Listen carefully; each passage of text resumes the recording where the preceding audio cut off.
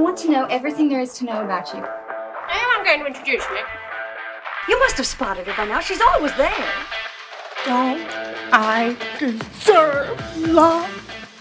Somebody has to like me best. Hello and welcome to another episode of the Don't Know Her podcast. I'm Scott.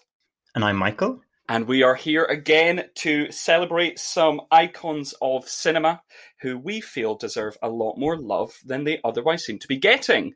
But this week we are changing things up in celebration of this time of year that we're putting this podcast out.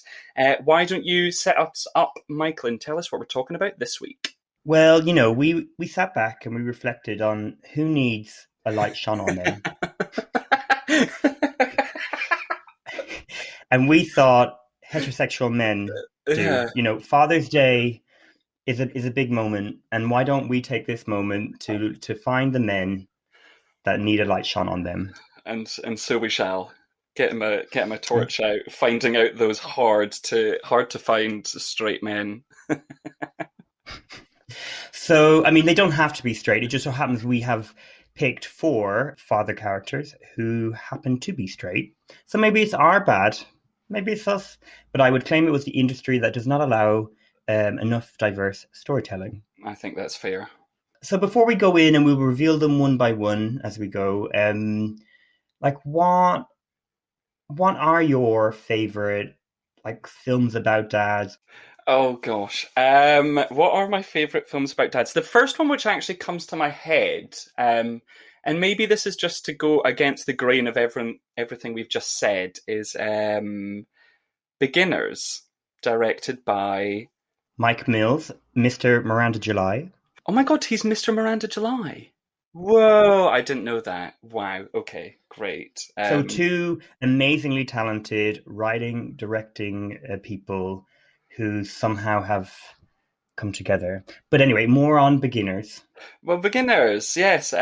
Christopher Plummer, who also, if I think about another dad on screen, if I whip it back into the past, The Sound of Music, a very formative experience for me. So Christopher Plummer is ingrained in my head as a movie dad, but Beginners is a wonderful film where he is an elder fellow discovering his sexuality in the later years of his life. And it's just a gorgeous little film, and he's just got such good energy in it. It's a really memorable performance. He obviously won the Oscar for supporting actor for it, and I just think it's a great one. But maybe just Christopher Plummer in general. The other one that I have to name drop, but we shan't go into it too much because I guess there are a lot of problems in the depiction of a father, and it is Mrs. Doubtfire. I love Mrs. Doubtfire. And even though he's being a really bad dad in Mrs. Doubtfire, there is also moments of him being the loveliest dad. So take that with a pinch of salt and just understand that it's a wonderful film. I thought you were going to say Pierce Brosnan as the haughty stepfather that comes in to help Sally Field recover from, you know, the child antics of Robin Williams. Oh, that's a good point. He is a good dad figure in that too. So Mrs. Doubtfire actually does open up a lot of fatherly figure options. Yeah, Piers as well. And then that brings us straight into your choice, which is surely Mamma Mia. Well, why have one dad in a film when you can have 3? And have the storyline be about finding out who you like, wanting to meet your biological father, and just kind of throwing that out the window to sing ABBA and say, well, why not have all 3? I think that's a wonderful, wonderful thing. Yeah, I guess that is a favorite of mine. Good. Like when I was a kid, like you were saying, Christopher Plummer, Sound of Music. I think there's like movie musicals. So, you know, The King and I, Yul Brynner jumps to mind because he has, I mean, however many wives and however many children. Again, you know, we should reflect on that and like all the, you know, Americanisms that was applied to this story of a British woman coming in to teach these like ignorant people about how to live. But to take that back, she might play English, but that's no English woman. I claim Deborah Kerr. She's Scottish. She's ours. And then I like David Tomlinson in Mary Poppins as Mr. Banks. Like, is one that really jumps to mind. And also in Bedknobs and Broomsticks, he's not their biological father, but like, and he becomes his father figure to them. So yeah, I don't know, all those kind of wrapped up. No, that is good. Musicals is a really good place for dads in film, actually. You've got lots of delightful ones and lots of really nostalgic favourites. And then, but like when we sat down and talked about this, I found it quite easy to come up with father characters that like resonated with me for whatever reason, and somehow, even if the film that they were in was celebrated in other ways, all of the people we've chosen, one or two of their co-stars were nominated, at least nominated for an Academy Award. Yeah. Which is kind of accidental. We didn't choose for those reasons, but that is interesting. Yes. Just to like highlight now, I think one of those reasons is like the Academy, or the industry in general, sentimental fathers, which is kind of what those are the sorts of characters we're looking for. Sure. And their story orientates around the child, are perhaps not as well regarded critically as female roles or mothers who would do the same, where they're like, wow, like, isn't this amazing that a woman like sacrificed her life to do these things? I'm not sure men get the same treatment. Yeah. Why do you think that is? Do you think it's because in the cases of it being a sentimental figure type, do you think it's, I don't know, taking away from masculinity? Like, what do you think that's what it is? Yeah. I think that's what it is for sure. So a man is deemed less if they're in any way sentimental. So if you're like looking at, those musicals we referred to, like The King and I and Sound of Music, and even Mr. Banks in Mary Poppins, the problem is they're so cold. And like by the end of the film, like all that's changed is that they're like a little bit open. Like it's not as if they're like, I know Von Trapp Captain Von Trapp, played by Christopher Plummer, sings with the children, but he's no Julie Andrews. No.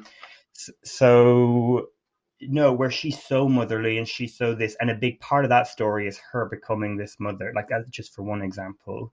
Anyway, but I'm really excited to talk about the four people we've selected. So yeah, I guess let's start with the one which has quite a personal place for both of us, who is Gary Lewis in Stephen Daldry's 2000 film Billy Elliot. What are you doing, going there like creeping Jesus? No. We found your nana in the spa stores. Where have you been? Boxing, where do you think? What are you doing? You've got me gloves. They were my dad's gloves. You better take better care of them, okay? Oh, Billy Elliot is a really very special film to me. It has been one of my favourite films ever since I saw it as a kid, probably not long after it came out. It was on TV all the time. I think every Christmas, at least once, Billy Elliot used to play in like the mid-2000s, and I'm sure there's a good chance it still does in the UK. And it just really struck a chord with me. I don't think for any personal reason. I've never had ambition to dance, sadly. But it's just wonderful. And one of the reasons I love Billy Elliot so much is actually Gary Lewis's performance as Billy's dad in the film. Now, Billy Elliot, if you haven't seen it or you're unfamiliar, is a film about a young boy who discovers a love for ballet. One day he's down at the boxing, what do you call it, ring? the boxing in the gym. Boring. And he notices from along the way that there's some ballet classes going on, Julie Walters leading it. So why on earth would you not want to get involved? So slowly but surely he does, much to the disapproval of those around him when they find out. But there's a big arc there and things do come around. But it's a beautiful film. I think it's a really wonderful example of British cinema at its best, and quite specifically at its accessible best, in that I think you can sit anyone in front of Billy Elliot and they tend to get a lot out of it and certainly get a really emotional experience from it. And that's something that just never tires for me. And everyone is amazing in this film, I should say. So I mentioned there Julie Walters was Oscar nominated for this, playing Mrs. Wilkinson, the ballet teacher, and it's a really wonderful portrayal. She's just getting to play this kind of maternal figure to him. So in the film, Billy has lost his mother. She passed away when he was very young. And momentarily within this moment in his life where he's discovering ballet, she fulfills this kind of role in that she's quite maternally warm towards him, but does have these very kind of strict tendencies. And that creates this really lovely back and forth between the two of them. So they sort of fight off of each other. They really seem to get each other in this really wonderful way. Jamie Bell as Billy is amazing and one of the best child performances of all time, I would suggest. But maybe with the hardest job in the film is Gary Lewis playing Billy's dad, because he's sort of doing the typical thing of a straight father who is faced with a son who wants to do ballet, and that he's initially says like, no, absolutely not. And I don't think it's too much of a spoiler to say towards the end of the film is very supportive. But he balances that really well in that he kind of maintains what he thinks. What he thinks about it sort of remains, but it's his love that overtakes everything else. And the moments in the film where that happens is just the most gorgeous thing, where he's confronted with Billy dancing defiantly in front of him to make the point that this is what I'm going to do, this is my life. And then Gary Lewis's response to that, running away on kind of Christmas Day to Mrs. Wilkinson's house to say, like, you know, how do I do this? How do I make this happen? It's a really emotional and wonderful thing. And he hits those beats wonderfully. I love it. I think he has a hard job, and I just think he nails it. But what about you? Do you also love Our Dear Billy? Yes, Billy Elliot is a movie. I remember us renting it like as a family and watching it at home. So we had rented it from a video shop, if those people can remember what a video shop was. What's that, Grandad? Was really, it's a really, as you say, good example. Like especially watching now, I hadn't watched it in years, you know, it is cliched, but to tell this accessible story, and it's very easy to forgive maybe some clunky things because the emotion is so, like, you're so involved in this story. And now watching it, Gary Lewis, like, he kicks off the third act, but once he goes to Julie Walters and he decides to cross the picket line, so he's a miner, he's been on strike, we see the hardship that is brought to the community, but to their family in particular. Like, they've lost his wife, Billy's mother, and the one thing that they have to connect them to her still is this piano, and they, towards the third act, chop this piano up for firewood. Like, that's how bad things are. But because of his love and because of what he now knows, he needs to raise some money to get Billy to this school because Billy loves this. He goes and crosses the picket line, and Billy's brother, who's still picketing, spots Gary Lewis as he's going through in the bus. And oh my God, like, I was teary anyway with the movie, but I was like, it was heartbreaking to watch that. And I guess as a kid or younger, when I watched it, it wouldn't have occurred to me. Like, I was so like lost in Billy's story, but that's where the film truly shines. Like, this is a 5-minute kind of sequence of him deciding to get on the bus to go to the mine. The son sees him. The son runs after him. Dad, you can't go back, not now! Look at the state of us, man. What have we got to offer the poor son? We can't do this, not now! Not after all this time, not after everything we've been through! It's for wee Billy! Fuck! He might be a fucking genius for all we know! For fuck's sake, Dad, you can't do this, man! And they're like break down together on the floor and they're embracing. Like, I'm like getting emotional talking about it now, but like, it's amazing. It's like, yes, that is exactly what like love is. Oh, it is. You know, and it's hard not to. It's impossible not to feel everything in that moment for those characters. And as you say, he has a hard job to do because, you know, he is tough on Billy. He's tough on everyone. And then he behaves in this way. And it's not a lot of dialogue to explain what's going on. It's all kind of internalized. But you believe it all. So no, I loved it. I guess when I was young, it did personally mean something to me because I saw Billy's story as similar to my own. Like, I wanted to do things that were not readily available to me in my immediate surroundings. It felt like that was a huge dream to be able to, move to a city and do creative things and be whatever it is. But now watching it, I'm like, how is that possible when the film clearly states, like, he keeps kind of aggressively stating that he's straight. And the film, not even Billy, is because Billy's quite open in a way to, like, his friend is gay and that's that, whatever. But the film is telling you, like, I'm not a puff. Like, they are the words he says a few times. And he also, like, has a, like, weird moment with Julie Walters where it's like, you don't fancy me, do you, miss?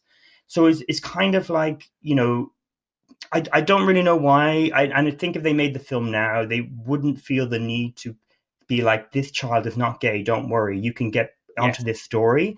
But it is upsetting to watch that movie that's only 21 years of age, that is like, feels the need to consistently remind the audience, like, don't worry, this guy's straight. Yeah, you're watching a film about a boy who likes ballet, but it's okay because he's not also gay. That would be too much for you to handle. I think, you're right. As much as I love it, and it doesn't necessarily change to the extent to which I love it, because that's a huge nostalgic thing, but it does kind of, it now comes with this thing where I'm like, oh, that is very heavy-handed. That really should have not been, because you're right, it's hammered in quite a few times in different circumstances. But from its time, I understand it, but I just hope, like, I don't think now, if I was whatever age it was, 13 when it came out and watched it, I wouldn't have a connection that way to it, because it would be like, thankfully there are other stories I could watch about young gay people discovering their passion. No, that's fair enough. The second choice that we came up with was a similar story to Billy Elliot, and it's a performance by Rawiri Paratene in 2002's Rail Rider. See that there? Look at it closely. What do you see? Lots of little bits of rope, all twisted together. That's right. Whiria ngā taura here tangata o Paikea, kia pakari ai te iwi. Weave together the threads of Paikea so that our line remains strong. Directed by Nikki, Caro, who recently had a big budget Disney film in the live action Mulan. In this film is Keisha Castle-Hughs, who was the Oscar nominee. She was nominated for Best Lead Actress. She was 13 years of age at the time. Wow. And is the second youngest person ever, after Quvenzhané Wallis, who was nominated for Beasts and Wild, who was 9.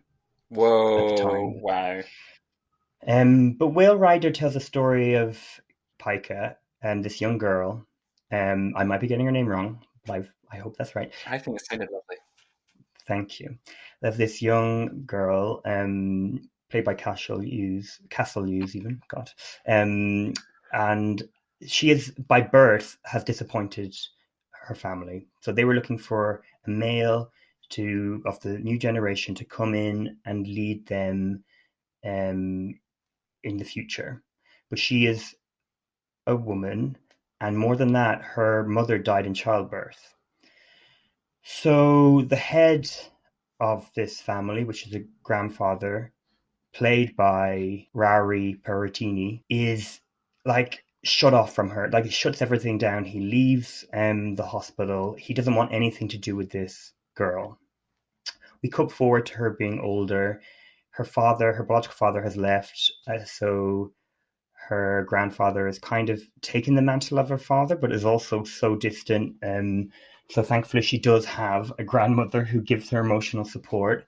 But there is something about this young girl. This young girl really, she's I mean, there is a trope of, like, she's not like the other girls, and that's totally true. Like, she's not very feminine. She's like, she's interested in being a leader. She naturally, like, she's told not to do something, she'll do it. And not only will she do it, she'll do it well. So there's this great scene between her grandfather and herself, where he's trying to fix this boat, this motor of the boat, and he can't do it.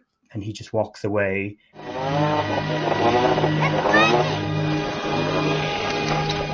I don't want you to do that again. It's dangerous. Yeah, good scene. So that really sums her up. So, but he is determined. Like, he's like, we're going to get someone. We need someone to be the whale rider and lead our community. And things escalate until the whales arrive. These whales like wash up on shore. And it's a real disaster. Like, they're going to die. And they need somebody. They need a young man to come and take ownership of it. Or so they believe they need a young man. And like any good like hero fairy tale story, she does show her value. She shows that she is the whale rider. She is the natural leader. She is all these things, regardless of her gender. He's in awe. Like, it continues on further than that, so I'm not going to spoil everything about the ending. But it's this really like heartfelt, charming film, I think. Yeah. Oh, it is. No, it's really lovely. I hadn't watched it before. This was a first time for me. And I think from the beginning of the film, where all of these tragic things are happening, I was like, oh gosh, is this actually going to be, is this going to be a bit bleak? Oh, I don't know. But it's not at all. It's really lovely. Easy watch. It's something that I think most people would get a lot out of. Yeah, I was very charmed by Whale Rider. Yes, and like we said with Billy Elliot, there, it's cliched to the point, like, kind of where it's going. You get the relationship. You're like, there's no way they're going to make this story about a grandfather and a granddaughter where he's so harsh on her at the start that there's not going to be like a melting towards her at some point. Like, there's this gorgeous, like, again, I'm going to get emotional, but this bit where he's so annoyed with her, and she has this poetry recital performance thing at the school, and her poem's about her grandfather. Like, she loves him so much. She's like, so, like, she's totally like respects this man and looks up to him and wants to be like him, and he wants none of it, based purely on her gender. And he doesn't turn up, but she still does the poem. But then you see him, and it's like, oh, it's like wonderful. And then like that again, it is like, that's where the film kind of turns. It's like, how could all of that love not be reciprocated? But it is, because this man is a dick, basically. And that's why I think he's so good, particularly at this part, Rory, because I don't know, he's able to be harsh, but there's still an understanding why you would look up to him, or like why you would, going back to what we said about, we've been trained to expect men to behave in this sort of toxic way, and to allow it, like, let it slide. But there is a warmth to him. He sees what her talent is, and what, like, that she is the leader. He recognizes it, which isn't, I don't want films to celebrate toxic masculinity and male characters just for being a little bit nicer. Mm-hmm. Like, he should not treat anybody the way he treats most of the characters in the film, but still, it's hard not to sit there and be like totally moved by their embrace of each other by the end of the film. No, it's an interesting one, because I think in this case it's someone especially hardened by this Maori tribal tradition, which he upholds, which he is the chief of, and that is kind of everything to him. So to break it or to compromise to him means a kind of an uplifting of everything he believes in. The way that the film works is it does challenge it from external players. His wife, so the grandmother in it, is very much like, from the off, if he behaves like this, I will divorce him. When she's just a little baby and she's talking to her, and he's already disappointed that it's a daughter. But she immediately is kind of challenging that behavior, and I think that does come in. So he behaves that way, but it is sort of balanced out. And And I guess there is good in it, in that he doesn't just kind of turn over and suddenly like lovey-dovey. No, he's very straight-faced the whole way through. The only time he's not really straight-faced is when he is sort of doing the, I don't even know what you call them, like the haka type tribal dances where he's sticking out his tongue, and you're like, wow, you actually are very expressive, because until this point you have maintained this steeliness, but showing a lot in your eyes and giving the audience a lot, and showing what you are feeling towards this character and everything else. The only thing that is interesting, perhaps, I don't know if it contradicts what we're saying, but there is sort of a complexity in, I guess it's her feeling towards him. And that's what you're saying maybe about the poetry recital and still willing him to love her the way she loves him. But literally off the back of the beginning, you have that opening sequence where her mother dies in childbirth and her twin brother dies in childbirth. And then this all happens, and then you shoot forward by, I guess, what must be about 10 years or however old she is at that point. And the kind of opening line of this second sequence in the film is her saying, "My Caro wished in his heart that I'd never been born. But he changed his mind." And I remember like thinking at that point, like, well, already, like, is this like everything's turned around at this point? But that's not true. It's sort of this complexity in her feeling. He did because he was taking her to school every day and he was doing all of these things. So their relationship is very up and down, and that sort of maneuvers as she's growing up and realizing what she sees to be her place. So it is a really interesting dynamic, which you don't necessarily get a lot of by no stretch on screen. So it was good, and he was fabulous in it. How about we go to our third person, who is not toxic? He's like the loveliest father you could possibly have. No, exactly. That's a very good segue. Or from Wales to Ladybirds. It's Greta Gerwig's Ladybird. I'm applying to a couple East Coast schools. I need you to help me with the financial aid application, but Mom can't know. Aren't they quite expensive? First, yes, that's why financial aid. Second, I have to get in first. Mom won't be happy about it. Which is why I don't want to fight about it before I have to. Yes, Tracy Letts in Ladybird doing the polar opposite. Top to bottom, cuddly bear, lovely man, dad. This is just the sweetest dad on film like ever. It's so adorable.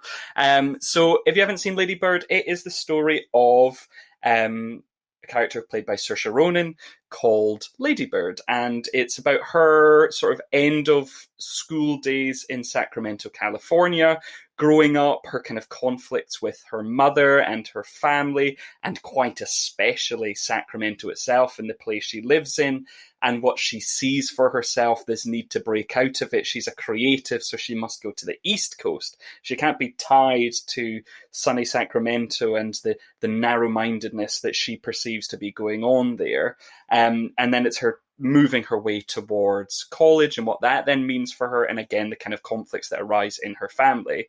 And you kind of have these wonderful counterpart parents. So Tracy Letts is her father, who's a much smaller part in the film, and to Laurie Metcalf's mother, who's seminal and vital within the context of the film, because those are the two with the fraught relationship. And there's so many wonderful scenes in the film that are prime examples of that, where they seem to be getting on and they're connecting in this really gorgeous way. A scene in the car near the beginning where they're listening to an audiobook of The Grapes of Wrath, and then it just turns in a moment, and Ladybird decides to tuck and roll out of the moving car to get away from the argument. And I cannot state enough how incredibly well these two performers play it, but a nice counterpoint to it especially is Tracy Letts, and it's not like he's being well, I guess there is kind of element of that old expression of good cop, bad cop, but I think there's way more to it. He just is that way, and the chemistry between him and Laurie Metcalf in the film is stunning as well. But the scenes between Tracy Letts and Saoirse Ronan, in these moments of him wanting to support her in her decision with college or on her birthday. Oh, my goodness. Are you and Mom going to get a divorce over this? No. We can't afford to. Dad. I'm kidding, no. I love your mom. Does Mom hate me? You both have such strong personalities. She doesn't know how to help you, and it frustrates her. I wish she'd talk to me. She will. I know. There's such sweetness and like this intelligent sense of humor. He's just kind of presenting this like dream dad type figure, and it's wonderful. The thing alongside that though, which for me makes him memorable or like jump out when we talk about, you know, father characters, is he's really fragile and vulnerable as well. Yeah. Like it's very much like he could be easily hurt. So he like treads carefully. So there's, you know, at the beginning, you know, there's this whole commotion with the family because they also live with a son, Saoirse's brother, and his partner, and they're all doing their own thing. And then anyway, this kind of like eruption of activity and quite tense activity ends, and he's sat with his paper.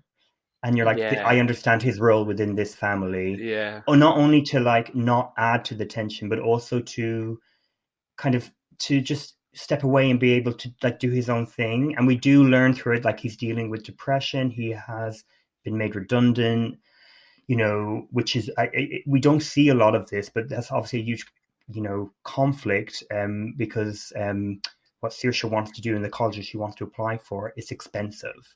And where Laurie Metcalf's character is loudly telling everybody that is wrong in whatever way, like that's how she naturally sees it.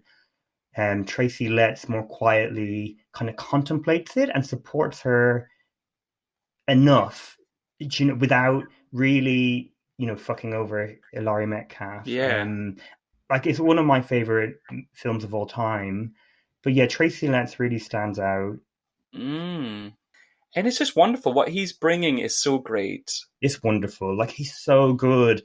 And anyone that's not seen Lady Bird, like that's one element of this kind of large like landscape of what Greta Gerwig has created. So I'd highly recommend that. And I assume there's some great supporting characters who I hope when we focus on those actors, we will get to talk about Lady Bird more. Yeah, it's an all-round absolute fabulous film. Masterpiece. And like speaking of films where like I feel instantly like emotional, like our last choice is If Beale Street Could Talk. So the Barry Jenkins 2018 adaptation of James Baldwin's novel. And our focus is Colman Domingo. That white man, baby, he wants you to be worried about the money. That's his whole game. But if we got to where we are without the money, we can get further. I ain't worried about their money. It don't belong to them anyhow. They stole it from us. They ain't never met nobody that they didn't lie to and steal from. Well, I can steal too. And rob. How you think I raised my daughters? Shit. What you think is gonna happen? What we make happen. It's easy to say. Not if you mean it. You know, God, the Barry Jenkins way of telling stories is like very emotionally inviting, I would say, particularly with, you know, the music by Nicholas Britell and James Baldwin, who, for me anyway, has a real ability to hone in on like what it means to be human and how to experiencing kind of day-to-day life, but in such a heightened way. And then you throw in these like this tragic story really of a young couple who cannot be together because essentially this young man has been accused of something, of a rape that he couldn't possibly have done, but based on his race, he's in jail. And at the start of the story, it's kind of unclear how long that will be and everything like that. But his girlfriend is pregnant.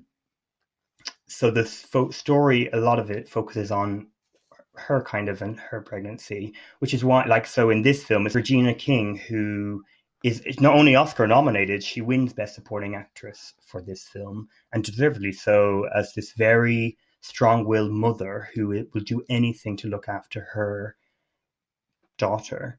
Or anyone that's kind of she sees as part of her family. So, and that doesn't have to be blood related, because she does an awful lot to protect this son-in-law, or would-be son-in-law. Yeah. And Colman Domingo plays the father, so Regina's husband. And again, like Tracy Letts, he's a quiet presence. You know, Regina is leading that household. So you've got Regina King as the mother, you've got Colman Domingo as the father, you have Kiki Lane, who is amazing, and she plays like the lead character Tish.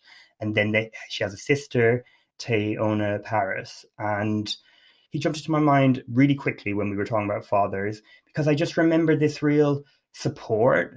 Like, I remember, so I had read the book before seeing the film. So by the film time I saw the film, I knew what was going on. But still, there's like this sense of like his confusion. Like, he doesn't know, he's trying to like figure out what everyone else thinks about what's happening.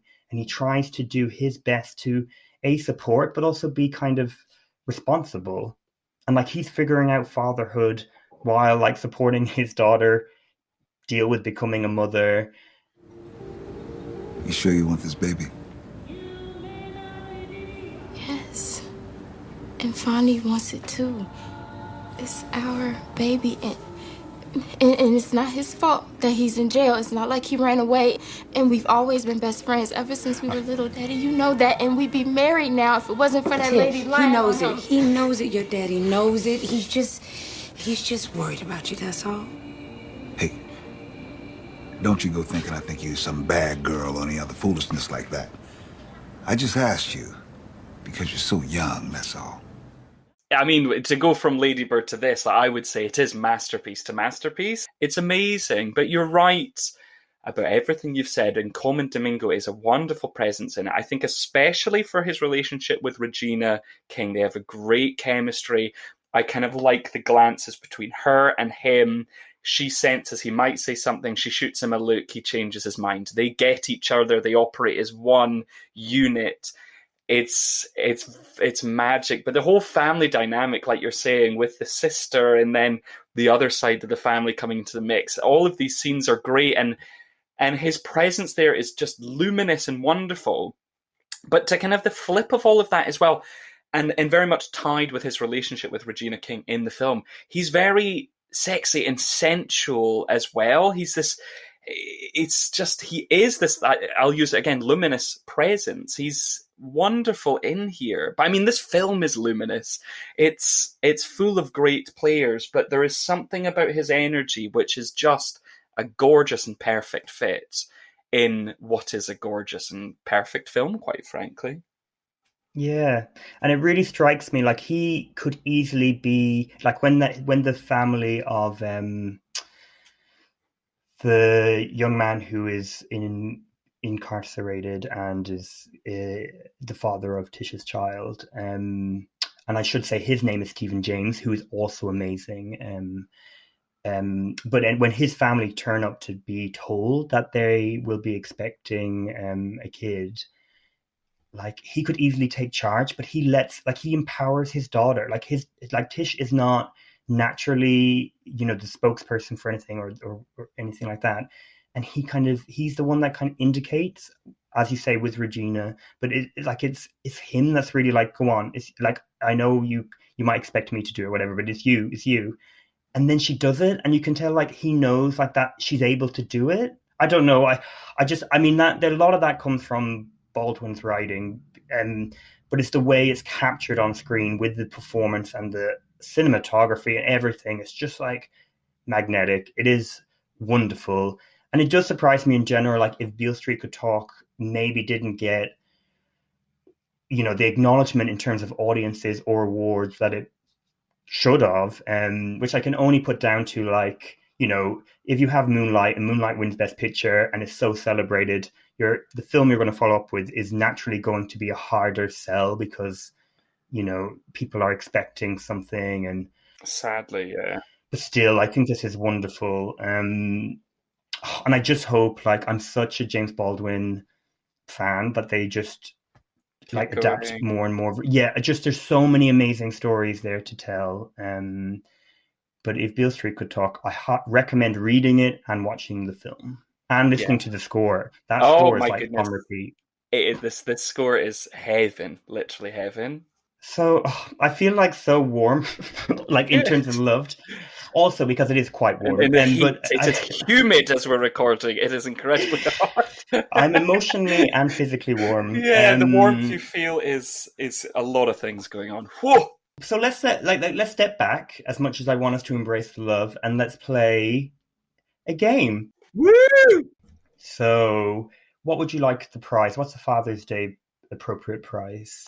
A child? Would you like a child on your doorstep? No, not right now, thanks. Or would you like a letter inviting you to Greece for some secret party from a child you might have had? Yes, I would. And then I'll go and see Pierce and all my daddies. Oh, I did it. I was going to say we've made it this whole way without saying daddy, and I've done it. Oh, no! It's all right. It's all right. Okay, so a letter inviting you to Greece for a secret potential paternity test is coming right up. I always wanted an Amanda Seyfried. Oh, that's fun. Okay, so the first question is, how many films have been nominated for Best Picture with father in the title? Whoa, okay. How many films have been nominated for Best Picture with father in the title? Okay, The Father. In the Name of the Father, was that nominated for Best Picture? Yes, it was nominated in. That's the 1993 film, just for people who do not know, by Jim Sheridan, starring Daniel Day-Lewis and Emma Thompson. God, any bloody excuse to emphasise the Irish films. Father. Flags of Our Fathers? No, that wasn't nominated for Best Picture. Not even close. No, but I thought it was too, but it was the sequel, Letters from Iwo Jima. Yeah, so which were this Clint Eastwood kind of back-to-back films about World War II. Well, I'm really drawing a blank here. So how about this might help you? There is actually only 3, and you've got 2 of them, which is very impressive. 2 of them. Oh, wow, that's great. Because I wasn't including the Godfathers. Fair enough, because that's Godfather. Okay. But that would also double it, seeing as all 3 of those were nominated. That's very true. Okay, so one more father. I'm trying to think if it will be. I reckon it's going to be old. Yes. So I can tell you it was the film's from 1950. 1950. Okay. I will say, do you want another hint? Yeah, I don't know if I'm going to get this one easily. So it was remade in the 90s, and it also had a sequel to that version in the 90s. Father of the Bride. Yeah, the original that starred Katharine Hepburn. Spencer Tracy. No, Spencer Tracy. Yeah, just Spencer Tracy. I mean, Diane Keating might have accepted that kind of nothing part, but Katharine Hepburn certainly wouldn't. No. But Elizabeth Taylor played the daughter. So there's a lot of star power in that film. I didn't even know that. Right, okay. Great. Father of the Bride. Very good. So just to summarize, The Father this year, that was nominated for Best Picture, In the Name of the Father, the 1993 film, and Father of the Bride from 1950. So yeah, that was really good. You got 2 very quick. Next round. So this is a few questions, which I'm going to, put under the category of who's the father? And I mean the Holy Father, or like a priest or a vicar. Oh my God. Playing fast and loose with labels, I am. So, number 1, you have to guess either who the actor is or what the film is. Okay. So, right. Are you ready? I'm ready. Number 1. We're going to play First One to Cry Wins. Starting now. I'm playing too. So is Miss Pat.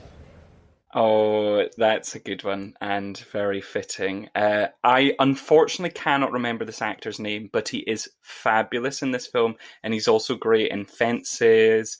It is Lady Bird is the film, but yes. Can you remind me of his name? Stephen McKinley Henderson. Stephen who McKinley Henderson is a fantastic actor. So he plays Father Leviach in Lady Bird, who's the person leading the drama troupe, because they do this production of Merrily Roll Along, Stephen Sondheim's musical, and he is very emotionally available, and you can see that, he gets a lot out of making these shows with these kids. He's absolutely a joy. Yeah. No, good one. All right. Okay, number 2. I've always felt there's something inherently psychopathic about someone who joins the army in peacetime. As far as I'm concerned, people join the army because they want to find out what it's like to kill someone. I hardly think that's an inclination that should be encouraged in modern society, do you? Jesus Christ didn't think so either. And the commandment, thou shalt not kill, does not have an asterisk beside it, referring you to the bottom of the page, where you find a list of instances where it's okay to kill people. What about self-defense? It's a tricky one, all right. Ooh, so it's absolutely Brendan Gleeson. Yeah. And then I immediately have 2 films in my head where he is a priest, and if it wasn't for the end voice being an adult, I would have been swaying or more torn, but I think it's Cavalry. That is correct. The 2014 John Michael McDonough film. Yeah. A good one. So, right. Number 3. This vicar is stopped for speeding, and the policeman smells alcohol and sees an empty bottle of wine on the passenger side floor. And he says, "Have you been drinking, Reverend?" And the vicar says, all innocent-like, "Just water, officer." And the policeman looks over to the bottle and says, "Well, that looks like wine to me." "Wine?" cries the vicar. "Good Lord, he's done it again." Oh my God, it's only the greatest film of all time. It's Keeping Mum, and that's Rowan Atkinson. That is correct. It's such a good movie. He plays the husband of Kirsten Scott Thomas, who, their lives are not perfect. Enter Maggie Smith as this kind of housekeeper who turns their lives upside down by murdering people in the community that are not conducive to a happy family life. It is a hoot. It is great. Oh, I love it. Oh, good one. Okay, that was a fun one. Right. So last but not least... Tybalt would kill thee, but thou slewest Tybalt. There art thou happy. The law that threatened death becomes thy friend and turns it to exile. There art thou happy. Okay, so it's Romeo plus Juliet, and it's Pete Postlethwaite. I think you'll find it's Baz Luhrmann's Romeo plus Juliet. Excuse me. Oh, I thought you were about to say. I beg your pardon. That's not who plays. I was like, God, I've gone too gung ho. Oh no, dead right. A fantastic performance. Yes. Well, I mean, you did really well there. I did pretty well, and I feel pleased. So you should expect, I don't know what the post is like from Greece nowadays, or what the flights are like, with all the restrictions. So, but hopefully you'll get to go. It's tricky just now, but I will wait. I'll wait for it. And you will, certainly. As long as Christine Baranski and Julie Walters are coming. Oh, well, that was lovely. Thank you. Thank you for that treat. That was so lovely. You're welcome. And now so usually we have one person to focus on, we talk about what we want for their future. I think for this, I guess we can talk about, if you want to, about the 4 actors or filmmakers that we talked about with the choices, but also about storylines and the types of films we'd like to see with fathers. And is there anything that jumps out to you from that quite open list? I mean, it's obviously a personal one, and it was the first thing I thought about earlier, and I did sort of touch on it when I brought up beginners earlier, is seeing more gay dads in film. There are examples of it, there are good examples of it, there are bad examples of it, but there's really, really not many examples of gay parents at all. That goes for women as well.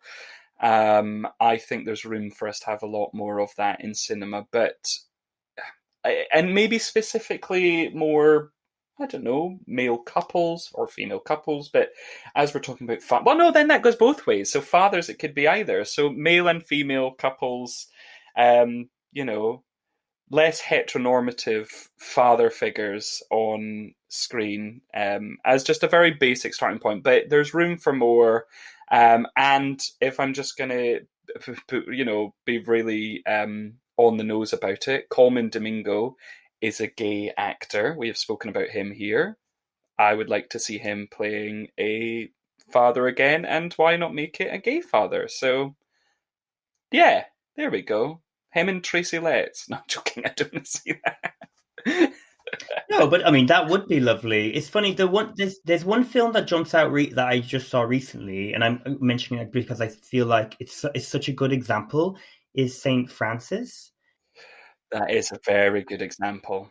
And that they're complex and there's lots going on. And Francis is her story, and she comes in to like mind the kid of this same-sex lesbian couple, and it's really like the so like nourishing almost to watch a story where they were not othered in really at all. Like they were having problems and whatever, but nothing to do with their sexuality. It's and amazing. I was quite emotional. So yes, more and more and more of those stories, please. More. One thing I'm kind of thinking about diverse stories, whatever. I mean, as you know, because I talk about it all the time, I'm a little bit obsessed with Pose, the TV show, which just recently ended. And one of the storylines there was about this trans character getting married. And they were from a Latino, African-American background. And they wanted to approach their biological father to be involved in the wedding. And this is a real short scene. But there's something in it where I'm like, there's something to be expanded in that. Like there was so much richness in it. So I would take like that nugget of an idea and expand it into a whole film, because God knows, like there's so much that could be done if it's done well within that sort of framework. I love that. Great. And I'm just going to flag, because this is a TV show which is problematic in lots of ways, but also deals with a parent who is transitioning, transparent. Mm-hmm. And so it's Jeffrey Tambor who plays the parent who is transitioning from male to female. They perceive themselves to be very liberal kind of family, but when it comes to, this parent transitioning, there's a lot of like their religion comes into it, like their identity is questioned, and it's really like sometimes really gorgeous examination of a family and about identity, which does expand outside of the transitioning character. But that is another good example, and something which is just would be like, it's so rich. There's so much more that could be looked at. Mm-hmm. Yeah. And I would cast trans people, just to be like clear. I would love to see more representation, and if that's the first step into getting trans actors more on screen, then let it be, and then let everyone play anything. That's grand, but we need to open the door first. No, exactly. So it's less Tracy Letts, more Trace Lissette. Aha. Or MJ Rodriguez, who I'm obsessed with again, who's in Pose. Basically all the Pose people, just put them on all these movies. Yeah. Is there anything else you have? Well, maybe to kind of go back to, I mean, how boring. We should probably end on this, very optimistic note on diversity in cinema and inclusiveness. But this is also still kind of the same idea. Is kind of what we were getting from Tracy Letts and Lady Bird, is more examples of fragile men who are dealing with mental health issues in what is a healthy and interesting way. And I think it's good to get more stories out there about men and fathers having these struggles, because it's incredibly common, and it's certainly not something I can think of being addressed in film. It's more often than not, it's female characters, mothers with mental health issues. So maybe maybe more kind of leaning into that and having an open-mindedness towards those stories and sharing, because we're in a time where we do need to get men talking, and maybe if there was more stories that men could relate to, then I think that would be a really positive thing. Yeah, no, I totally agree. One more I had just on that, because so there's a book, A Little Life. I don't know if you've ever read it. No. It's this exploration of 4 characters, and then it focuses in on details of their life and how they got to that position. And I don't want to reveal too much, but there is a really gorgeous depiction of a relationship between a father figure. The character's name is Harold Stein, and Jude. And Jude is quite has a lot going on, and that dynamic between the two, I think, is one of the. It's just so well written and so so good. I'm really nervous about suggesting A Little Life to be adapted into a TV show or to a film, because it's quite like a delicate sort of book. It's very heavy. There's a lot going on in it. But if it was done well, I'd love to see it. I would love to see it. And I've been trying to think for this, who would I get to direct it? Barry Jenkins does jump to my mind if he was interested. Someone like that who could really harness the kind of rawness in it, and the sort of fragility between people and connection. I recommend this book if you're feeling up to reading a quite heavy. It's not a short book, but yeah, it's a really wonderful depiction of a father figure. Great. And remind me of its name again. So that's A Little Life by Hanya Yanagihara. Yeah, real special read. But yeah, as you were saying, all the stories, I mean, I think it comes across to anyone that listens to our podcast. Usually, we would be busy trying to get stories of underrepresented people on screen rather than, traditional stories about fathers. So yeah, all of them. Yeah, there we go. All of them. Open it out. All the good things. Alrighty. Well, I think that takes us to the end of our conversation on fathers for this Father's Day special. And as per usual, please do get in touch. Let us know who your favourite cinema fathers are, or anyone. Tell us whatever you want. And you can get us at don'tknowherpod@gmail.com, or hit us up on Instagram or Twitter at don'tknowher_pod. Yeah, so happy Father's Day to everyone and all the father figures and everything that is, doesn't have to be what we're told is traditionally a father. Yeah, love yourself. And if you can't love yourself, who the fuck is going to love you at all? Is that what Rue says? Oh, it's not even close. How the hell are you going to love somebody else? Can I get an amen? Yeah, what a pleasure. Okay. Well, we'll see you next time when we go back to our usual focus on an individual, and it's going to be someone really special. Oh, don't pick it up too much. What if they're not special at all? Just kidding. Of course they will be. All right, till next time. Bye-bye, Michael. Bye.